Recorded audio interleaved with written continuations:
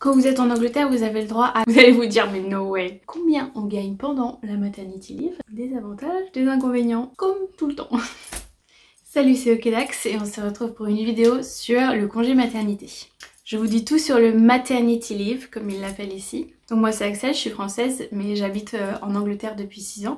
J'ai déjà eu une petite fille et maintenant j'attends mon deuxième enfant, un petit garçon. Donc d'ailleurs si vous voulez suivre les vidéos grossesse, n'hésitez pas à vous abonner pour suivre tout ça.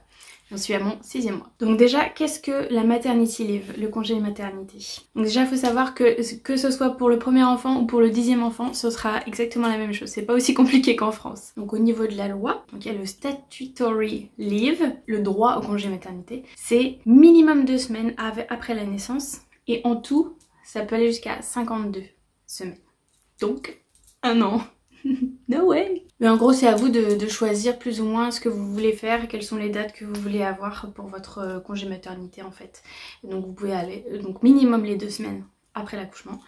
Après on va voir plus tard que le côté paiement, indemnité, aide pendant la maternité, par contre c'est différent, c'est pas 52 semaines. Le plus tôt que vous pouvez partir en congé maternité, c'est 11 semaines avant la date du terme, avant la due date.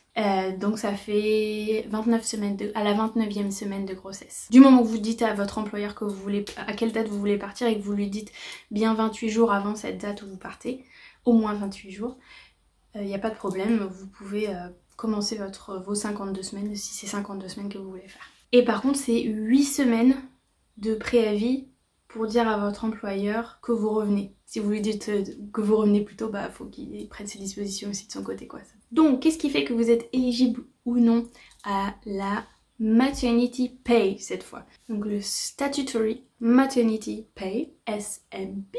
Donc vous êtes éligible si vous gagnez au moins 120 livres par semaine. Donc ici il parle en semaine. Il faut aussi que vous soyez chez votre employeur depuis 6 mois. Donc le même employeur depuis 6 mois. Faut donner une preuve de grossesse bien évidemment. Et la preuve de grossesse donc c'est la sage-femme qui vous la donne. En général c'est le MAT B1.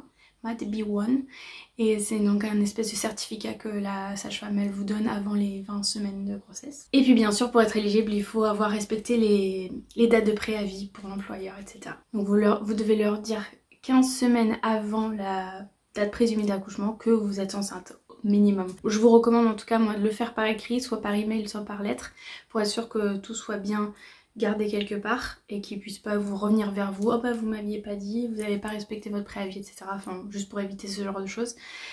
Et lui doit vous renvoyer aussi l'information comme quoi il a bien pris en compte votre demande de le fait que vous soyez enceinte et que vous allez préparer, enfin qu'ils vont prendre leurs dispositions par rapport à tout ça et qu'ils vont faire le nécessaire au niveau administratif justement pour être sûr que vous ayez bien vos indemnités.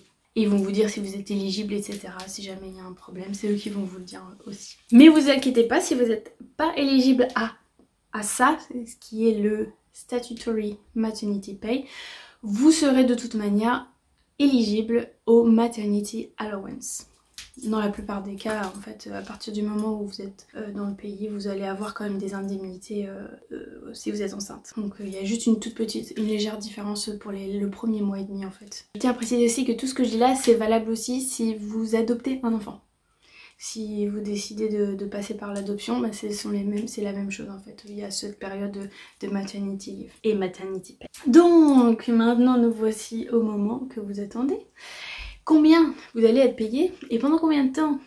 Quelles sont les indemnités que vous allez recevoir et comment les calculer en fait. Donc tout simplement, donc parmi ces 52 semaines, le premier mois et demi, donc 6 semaines, où vous allez être rémunéré à 90% de votre salaire moyen. Par exemple, si on prend quelqu'un qui travaille à temps plein au salaire minimum, donc ça fait 15 000 livres par an, avec donc ces premières 6 semaines, vous auriez 260 livres par semaine. Donc vous êtes payé les premières 6 semaines du congé maternité à 90% et ensuite les 33 autres semaines qui arrivent après, vous serez indemnisé 151 livres 20 par semaine. Ça fait 650 livres par mois. Donc forcément, il y a une grosse différence.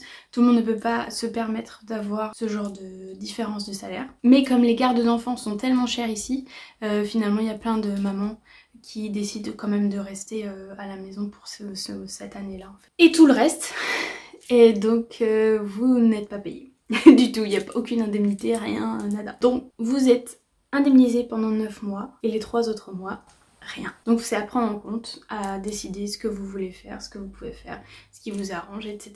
Ça peut avoir des avantages, des inconvénients par rapport au système de garde justement qu'on disait qui était très cher. Donc, mais au moins vous avez la sécurité de votre poste quand vous revenez, quoi. Sachez aussi que vous avez la possibilité de partager votre maternity leave avec votre conjoint. Juste, je vais pas m'étaler là-dessus, mais vous pouvez regarder sur gov.co.uk. Et juste pour préciser, donc la maternity allowance, si vous n'êtes pas éligible au statutory maternity leave, en fait, au lieu d'avoir le premier mois et demi de 90, d'être indemnisé à 90%, en fait, vous allez que avoir les 151 livres 20 par semaine, les 650 livres plus ou moins par mois pendant 9 mois. Donc vous avez quand même minimum ça. Voilà, merci d'avoir regardé, c'était donc Okedax et n'hésitez pas à vous abonner sur ma chaîne et à commenter bien évidemment et à me poser des questions si jamais vous en avez. Salut à tous!